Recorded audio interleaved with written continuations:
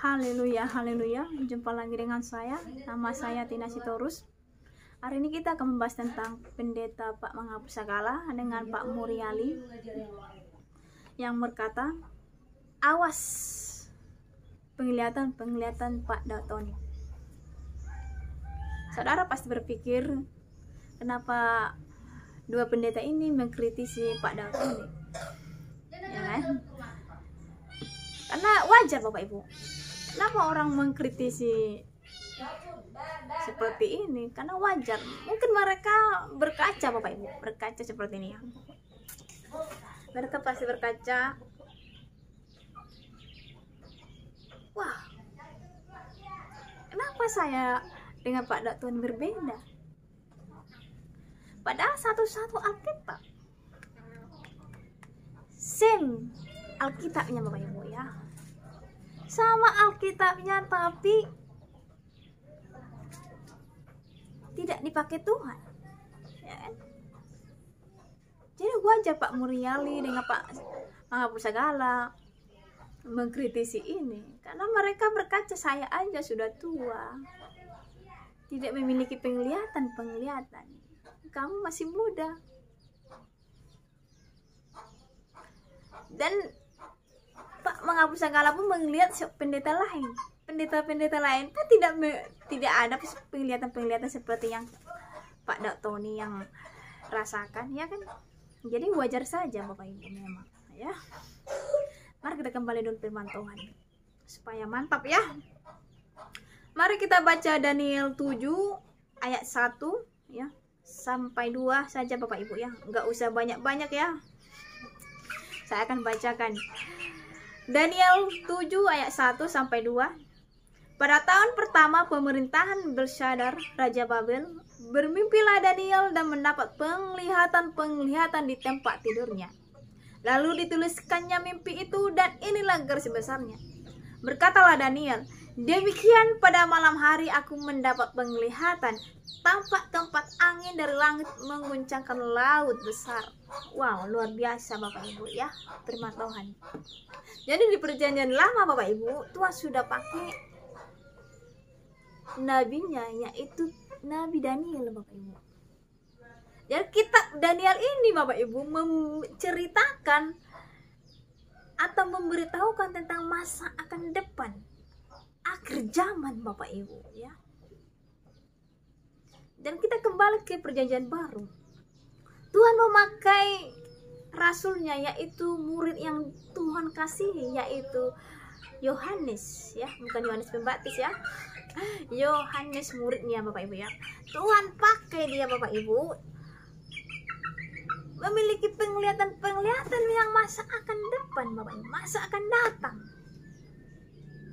Jadi kitab Daniel dengan kitab Wahyu ini berkesinambungan Bapak Ibu ya, tentang akhir zaman. Haleluya ya. Jadi di kitab sudah terbukti kita harus mempercayai suatu penglihatan karena mereka ini tertulis Bapak Ibu ya. Jadi di luar Alkitab seperti saya, seperti Pak Dautoni, semua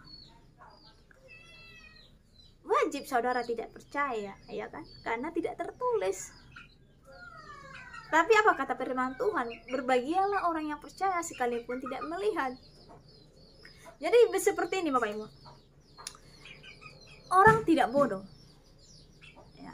Watching the media ini tidak bodoh. Mungkin tidak hanya orang-orang ya kelas bawahan mungkin yang menonton ini.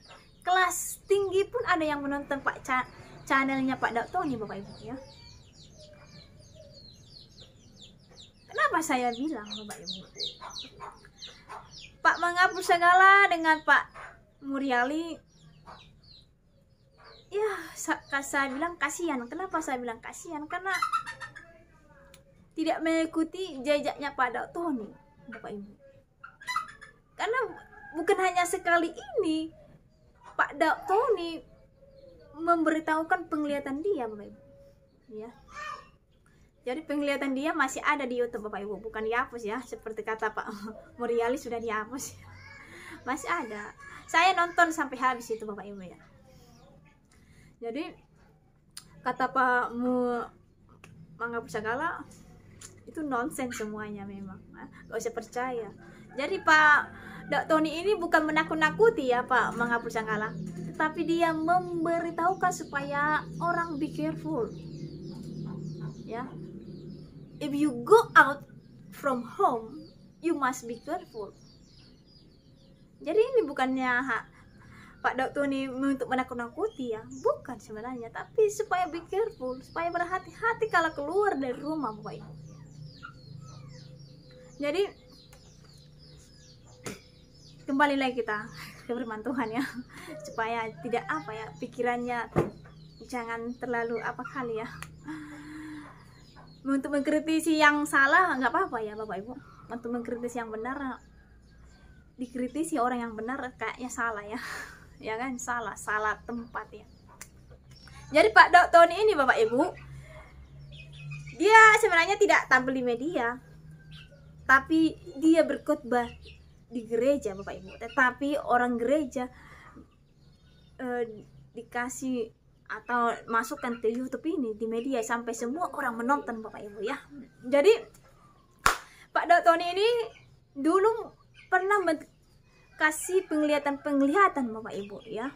Yang pertama itu stagnan perekonomian akan berhenti Bapak Ibu. Itu penglihatan dia pertama ya Bapak Ibu. Stagnan perekonomian berhenti. Tetapi karena semua orang yang menonton channel ini tidak orang-orang bodoh, orang-orang pandai semua, sampai mereka komplain, sampai dibilang Pak Dok Tony itu bullshit you. Berkaca dulu kau Pak Dok Tony. Kami saja yang pakar-pakar ekonomi tidak pernah memprediksi bahwa stagnan perekonomian berhenti. Belum pernah terjadi dari dulu. Kamu siapa? Sok-sokan kamu siapa? Kamu nggak pernah belajar pun nggak pernah gitu. Jadi tuduhan itu, hinaan itu Bapak Ibu banyak Bapak Ibu ya. Tapi Pak Dok Tony dulu waktu memprediksi atau memberitahu penglihatan-penglihatan itu tidak dibagi tahu waktunya Bapak Ibu ya. Kapan waktunya tidak, Pak Dok Tony tidak berbagi tahu, hanya stagnan perekonomian berhenti. Dan apa yang terjadi Bapak Ibu?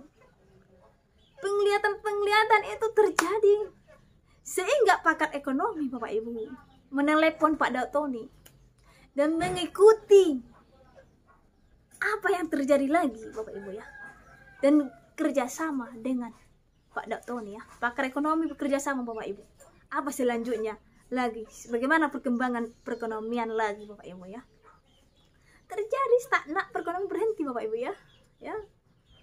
Jadi saudaraku yang kasih dalam Tuhan Yesus Kristus, dari buahnya lah saudara bisa tahu menilai seorang pendeta itu ajarannya dari iblis atau asal-asalan atau asbun. Dari buahnya Bapak Ibu. Jadi Pak Dok Tony ini bukan hanya sekali saja untuk kasih penglihatannya memang benar Bapak Ibu. Dan Bapak ini pun tidak sombong ya, tidak angkuh lagi ya. Dia tidak mengapakan, hanya memberitahukan saja. Tidak seperti paranormal ya yang telah meninggal ya Bapak Ibu, yang sombong ya. Bukan seperti itu ya Pak Dok Tony, rasanya ya dia rendah hati, polos ya kan. Luar biasa memang Tuhan pakai. Wajar memang Bapak Ibu. Wajar orang memang tidak menerima. Itu nggak benar lah gitu ya kan. Saya pun juga berpengalaman juga Bapak Ibu seperti itu. Waktu saya di Malaysia, 2 tahun saya di Malaysia itu tidak pernah pulang. Jadi saya hanya mengetahui mereka ini lewat handphone Bapak Ibu ya. Video callan Bapak Ibu. Jadi waktu Tuhan kasih saya penglihatan Bapak Ibu bahwa nenek dari mama saya itu akan meninggal Bapak Ibu. Tin, kasih tahu bagi mamamu atau keluargamu bahwa nenekmu akan meninggal supaya disediakan uang Bapak Ibu ya. Karena orang Batak itu meninggal itu ya harus banyak uang Bapak Ibu ya. Bukan dengan agama lain, kalau meninggal ya nggak ada uang keluarnya ya. Jadi waktu saya menelepon mama saya berbicara seperti ini, Mak, kata Tuhan itu opung mau meninggal lah. Kamu itu gak usah kau sok-sokan, kamu sok-sok Tuhan-Tuhannya kamu. Nenek kamu aja sehat selalu Bapak Ibu. Jadi nenek saya itu sehat selalu, nggak pernah sakit gitu. Namanya sudah tua ya, sakit tua lah itu ya kan. Jadi nggak ada sakitnya. Makan obat pun tidak ada. Jadi kenapa kamu bilang mati itu? Jadi karena mama saya tidak percaya akan hal itu, akan hal penglihatan itu, ya udah berlalu lah Bapak Ibu ya. Jadi 5 bulan kemudian Bapak Ibu ya, jangkanya 5 bulan nenek saya meninggal Bapak Ibu. Jadi mama saya menelepon, "Dek, nenekmu udah meninggal lah. Benar yang kau bilang itu, tapi uangku nggak ada," katanya kan. Ya udahlah, saya terpaksa mengirimnya Bapak Ibu dari Malaysia ya, supaya ada uang mama saya di situ.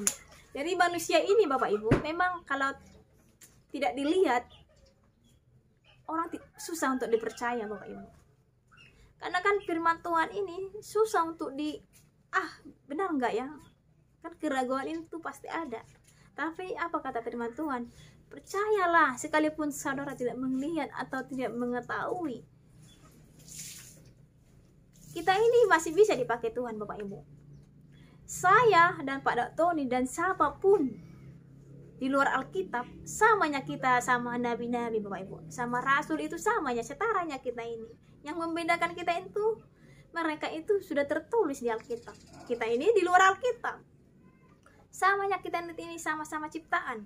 Jadi Tuhan bisa pakai siapa saja Bapak Ibu. Ya. Bisa dipakai Tuhan siapa saja untuk memberikan, Tuhan berkenan kepada dia untuk memberitakan, oh seperti ini kehidupan. Seperti ini supaya jemaatnya berjaga-jaga Bapak Ibu ya. Puji Tuhan, Tuhan masih memberikan rahmatnya kepada kita. Dikasih aba-aba Bapak Ibu. Luar biasa ini. Saudara harus berterima kasih lah. Masih ada Tuhan pakai orang-orang spesialis untuk mengatakan kuasanya, mukjizatnya Bapak Ibu. Sampai di sini pembicaraan saya, pembahasan saya. Salam damai buat Pak Muriali, Pak Mangga Pusagala. Berkarya dulu Pak ya, sebelum mati ya. Berkarya dulu. Berkarya supaya orang bisa mengingat karyanya Bapak ya. Jadi kalau Bapak meninggalkan, pasti akan meninggalkan karya Bapak Ibu ya, bukan meninggalkan nama ini ya, dokternya ya. Itu sudah hangus ya Bapak Ibu. Tapi kalau saudara meninggal, pasti orang mengingat saudara itu karya Bapak itu, oh seperti ini ya kan, pasti dikenang ya. Seperti Pak Lawan kan dikenang karena karyanya itu membela negara ya. Jadi supaya Bapak dikenang oleh para jemaat, penonton channel YouTube ini, berkaryalah dulu Bapak Ibu ya. Jangan mengkritisi orang yang benar, kritisilah orang yang tidak benar ya, supaya orang mendukung Bapak ya. Saya lihat di channel Bapak ini banyak yang yang menghina juga ya. Jadi supaya para pendeta ini berdamai lah ya kan. Kalau yang selidiki dulu Bapak Ibu, tanya dulu Tuhan, betul nggak ya Pak Dok Tony ini, Tuhan apakah dia ini benar-benar kau pakai atau gimana kan? Tanya dulu Tuhan, jangan langsung cepat-cepat kasih media ya, kasih kritisi ya, sok-sok benar itu ya. Tanya dulu Tuhan, benar nggak Pak, benar nggak Tuhan Pak Dok Tony ini engkau pakai? Kalau apa kata Tuhan, kalau tidak benar katanya langsung saudara sampaikan di media ini ya. Tapi kalau saudara langsung tidak tanya Tuhan, langsung memberanikan diri untuk mengatakan Pak Dok Tony itu salah, sesat ya, bagi saya itu saudara bisa kena pasal ya, seperti itu ya Bapak Ibu ya. Tapi karena kita ini hamba Tuhan ya, kasih itu ada Bapak Ibu ya, kita bisa memaafkan orang-orang seperti itu ya. Kalau orang lain itu udah kena pasal ya, tapi kita masih mengasihi sama Tuhan ya. Kita harus beda dong dengan orang lain ya. Kalau orang lain bilang apa, kita terima aja ya kan? Karena Tuhan yang membela kita. Amin. Sampai di sini, Tuhan Yesus memberkati.